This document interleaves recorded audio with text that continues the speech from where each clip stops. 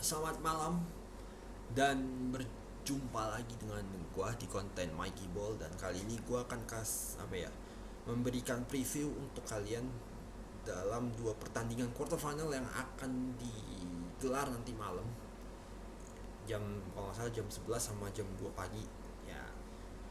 Jadi akan ada dua pertandingan yang sebenarnya kalau buat gua sih cukup seru sih. Ada Swiss lawan Spanyol dan juga Belgia dengan Italia. Nah, gua mau bahas dulu yang pertama, Swiss sama siapa? Spanyol.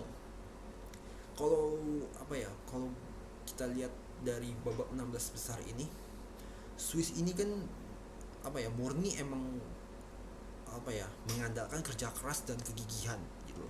Emang memang karena skuadnya mereka itu udah terbatas banget dari segi kualitas dan juga dari segi performa gitu loh. Emang udah mentok aja gitu loh, mentok sampai di level tertingginya mereka aja, dan mereka nggak bisa naik lagi di sini. Makanya praktis emang kerja keras dan kegigihan lah yang akan jadi ke apa ya akan jadi hal utama yang harus mereka dorong betul di squad ini.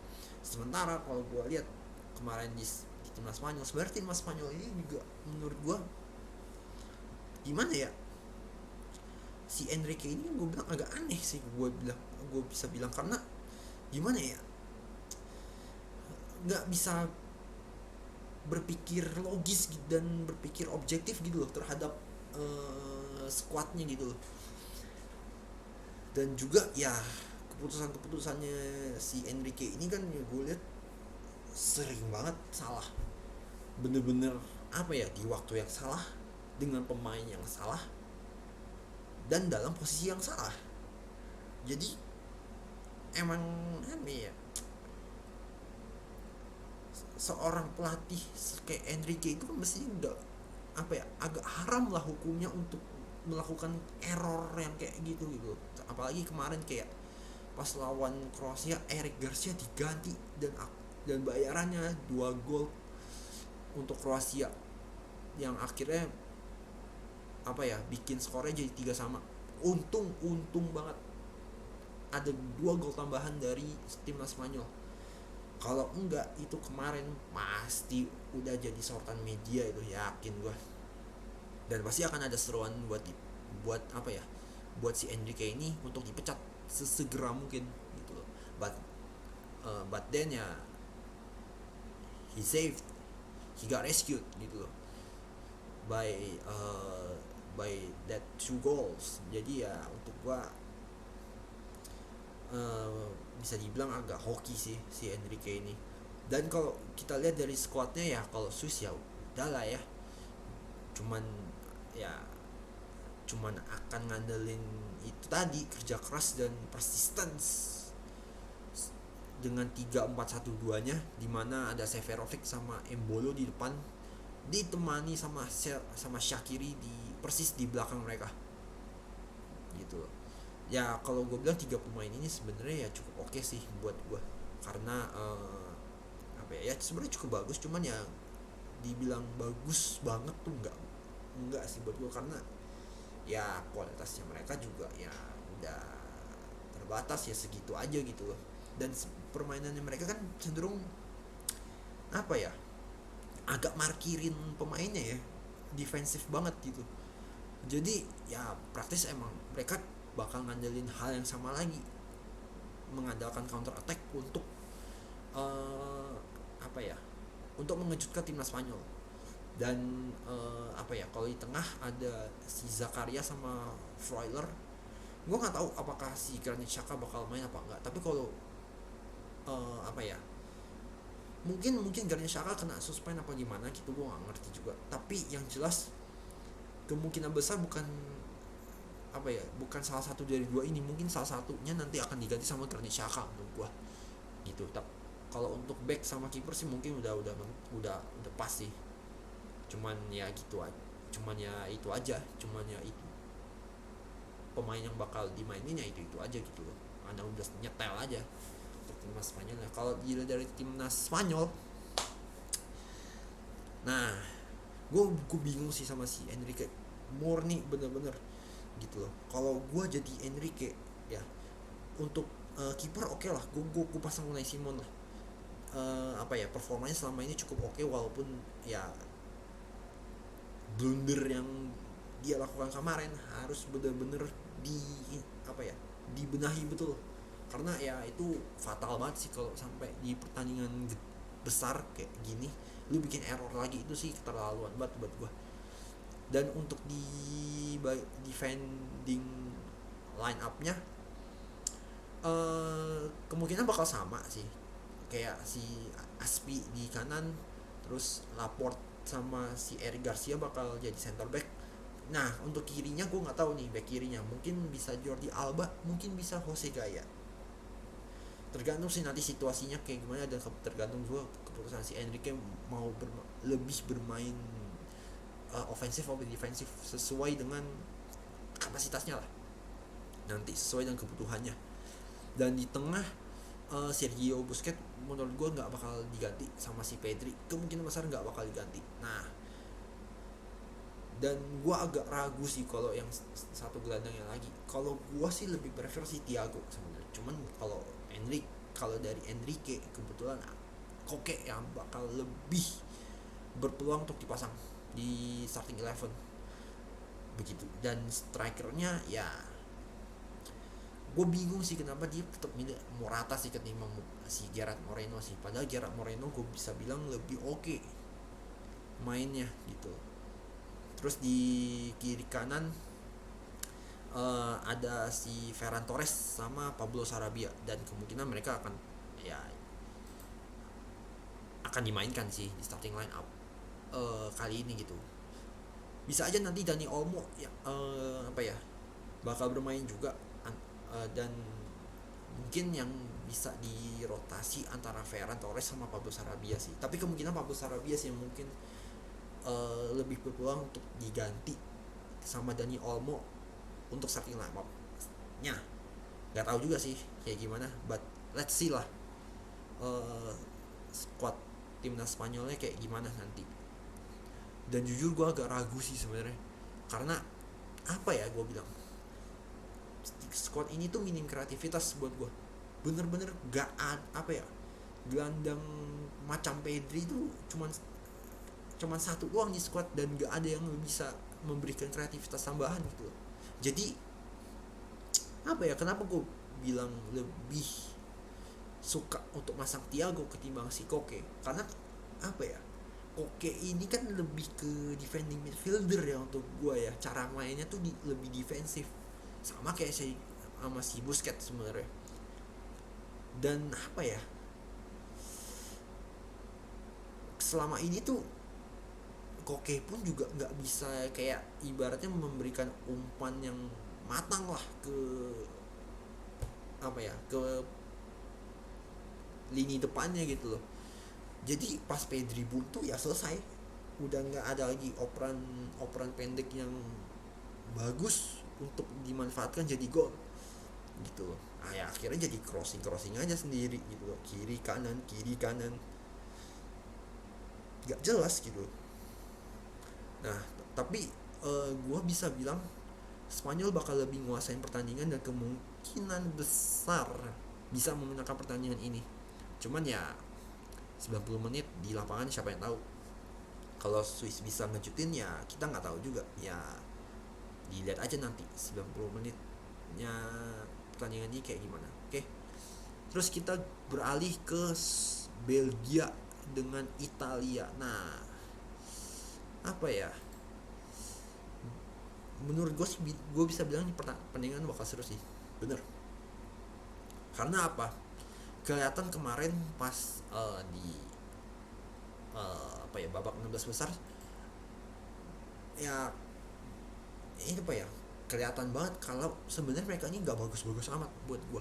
Masih banyak apa ya, kekurangan yang harus mereka benahi gitu dari kedua belah timnas ini.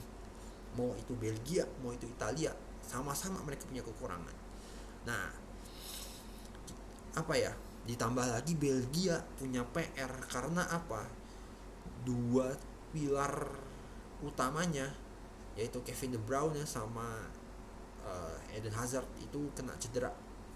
Eden Hazard cedera di akhir-akhir, dan Kevin De Bruyne cedera pas di pertengahan, kalau nggak salah di bagian ankle-nya. Jadi juga udah dikonfirmasi sama si Roberto Martinez kalau dia nggak mau maksain kedua pemain ini untuk dimainkan di babak 16 besar lagi, babak quarter final kali ini gitu.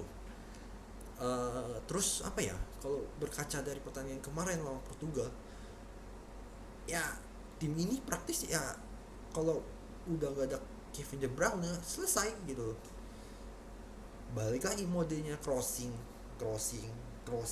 gak jelas gitu, karena emang mereka bertumpu banget sama Kevin De Bruyne untuk untuk memberikan end passing gitu loh ke lini depannya, which is itu ada Lukaku sebagai center forward yang yang bakal memanfaatkan umpan bagus dari si Kevin De Bruyne sebagai gelandang gelandang serang lah yang kreatif gitu. Nah selain itu siapa yang bisa ganti?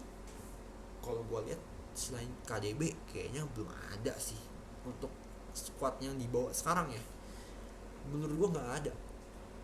Ya praktis ya bakal crossing lagi kemarin gitu. Kalau gue lihat di sini squadnya squad yang yang bakal diturunkan gitu ya. Menurut SofaScore KDB tetap bakal dimainin, tapi semenjak udah dikonfirmasi sama pelatihnya si Roberto Martinez bahwa KDB sama Eden Hazard tidak akan dipaksakan untuk bermain di 16 besar ini, kemungkinan si KDB ini gue mau coba lihat squad KDB ini bakal diganti. Gue nggak tahu siapa yang bakal gantiin. Kemungkinan besar sih yang bakal nemenin Carrasco itu gue nggak tahu deh.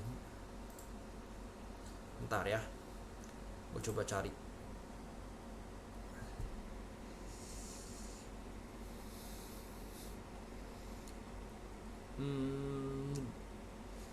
Mungkin Dries Mertens yang bakal menggantikan KDB, si Kevin De Bruyne, buat gantiin posisinya si Kevin De Bruyne. Kalau untuk Eden Hazard ya kemungkinan udah ya, kalau dilihat dari squad yang bakal diturunin ya udah diganti si Carrasco gitu, dan selebihnya ya udah mereka tetap bakal menurunkan squad yang udah ada lah, yang udah nyetel sama pola permainannya dan yang udah memang diturunkan sejak awal Euro 2020 ini untuk mereka. Nah, kita lihat sekarang dari Italia. Italia pun juga memang punya kekurangan kemarin. Karena apa? Terlalu kalau gue bisa bilang terlalu buru-buru untuk gue dalam menciptakan gol, dan hasilnya ya mereka nendang, langsung ambil inisiasi syuting dari lini kedua gitu loh. Benar-benar dari jauh udah di syuting. Kayak gak sabaran gitu loh. Kalau kita lihat dari permainan timnas Italia kemarin melawan Austria gitu. Terus juga lini depannya juga bener-bener gak kelihatan banget sama sekali kemarin. Immobile, Insigne, sama si siapa kalau nggak salah Berardi, itu bener-bener deh mainnya tuh sepemikiran mereka sendiri doang gitu loh. Langsung syuting, apa-apa syuting. Padahal kan tuh bisa lebih sabaran dikit lah, lu kasih kasih umpan pendek dikit, kayak kasih 1-2 atau apa. Jadi peluang itu peluang untuk menjadi gol itu bisa lebih ditingkatkan lah gitu loh. Gak harus lu mesti syuting langsung pas lu nerima bola gitu. Terus Italia ini juga apa ya, punya kekurangan bahwa Verratti sama si Locatelli itu nggak cocok dimainin bersama. Untungnya memang mereka nggak dimainin bersamaan, dan Verratti kemarin Alto Barella kalau nggak salah eh, diganti ya kalau nggak salah ya, sama si antara dua itu diganti sama Locatelli kalau nggak salah. Dan akhirnya memang Locatelli ini jadi super sub karena bisa mengubah lah jalannya pertandingan pas lawan Austria kemarin. Jadi ya memang apa ya, kekurangan itu mesti secepat mungkin dibenahi sih sama si Roberto Martinez, karena kalau mereka bermain kayak kemarin, wah apa ya, bener-bener bakal membuang-buang waktu aja untuk mereka, dan mereka nggak apa ya, mereka nggak bakal bisa untuk nyimpan tenaganya mereka untuk menghadapi lawan berikutnya gitu. Nah kalau gue bilang ini pertandingan bakal berlangsung alot dan kemungkinan besar sih seri. Cuman kalau dari segi permainan gue lebih sedikit unggul Italia gitu. So itu aja preview dari gue. Terima kasih yang udah nonton, dan ya sampai ketemu lagi di video gue yang berikutnya. Oke, thanks for watching.